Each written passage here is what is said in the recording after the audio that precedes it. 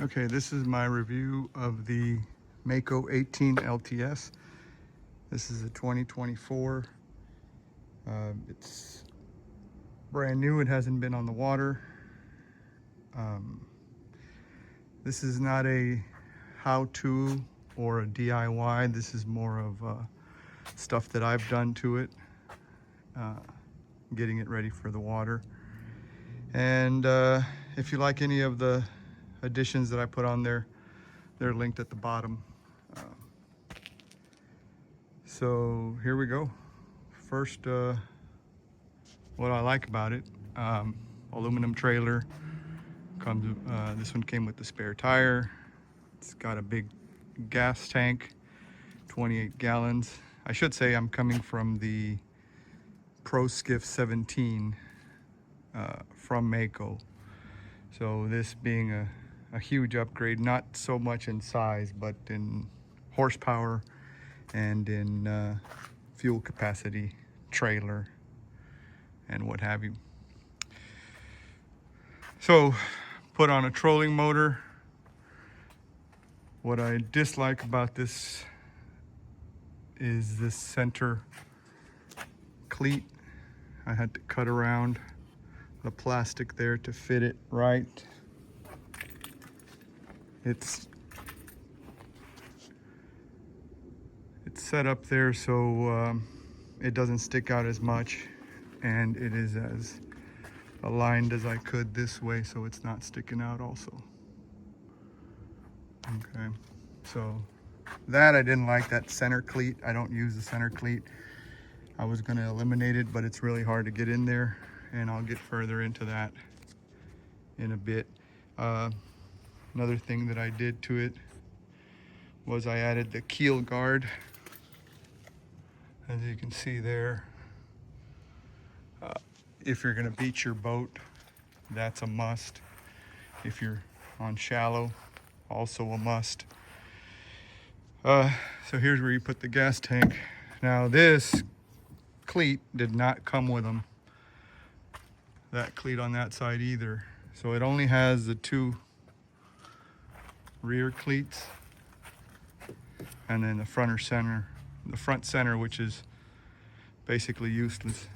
So I bought this one and installed it. Had to crawl in here in this way to be able to mount it, but once it was mounted, it's very sturdy, and it's pretty much the same as the other one, so it looks good, I think.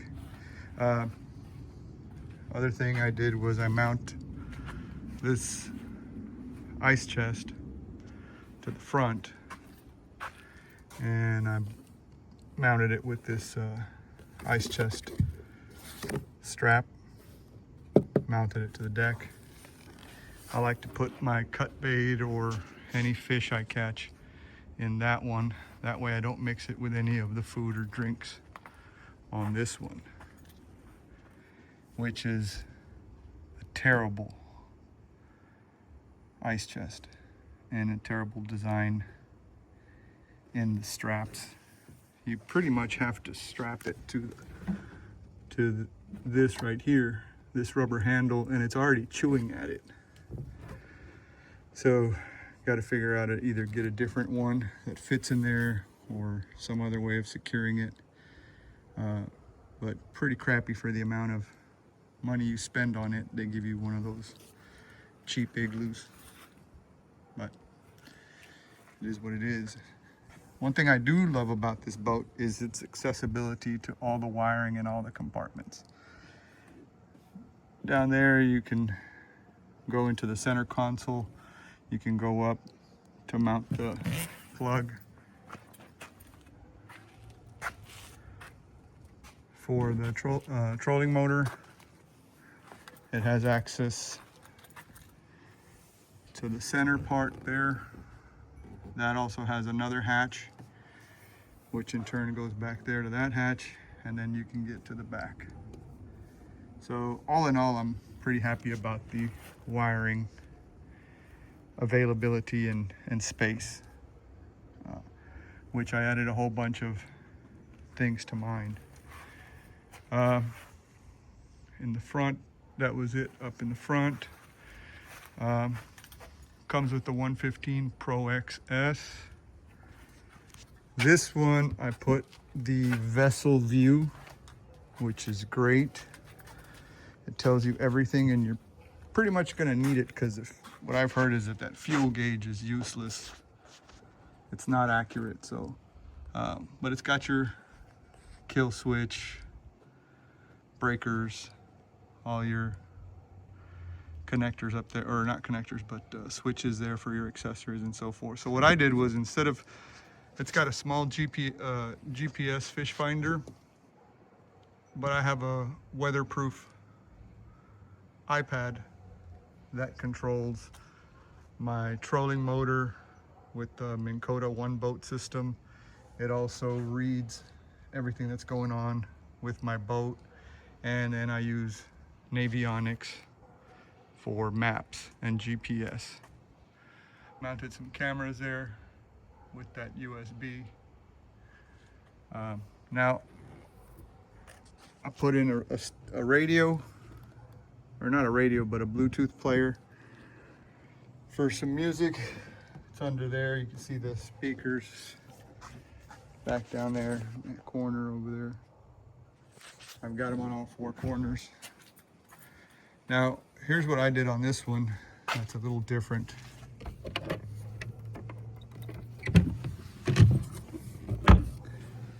I mounted that box right there with some switches. It's got a fuse panel, and it's got a relay. It's got a lithium-ion battery in there, and it runs this bladder here with a washdown kit. So I'm able to wash down my boat or clean up if there's any guts or blood or anything. You can wash it off from a fish, rinse yourself off with that freshwater tank, and I run it from there. That way I'm not running it off my main battery. So this battery here is a lithium-ion battery, and the charger's over there, and it's all connected in the front. It turns on with the accessories in the front. I have a relay that activates this battery from the front, but it uses the power from this battery back here. I also have the switch for the radio, and I've added a third switch for that USB mount. That way, if I forget anything, it doesn't drain my batteries. This here is also a must, which is your connector, and I have everything wired up in there with my Mako 3-bank charger for my 2 trolling motor batteries and my starting battery, and you just plug in a connector there and you're off.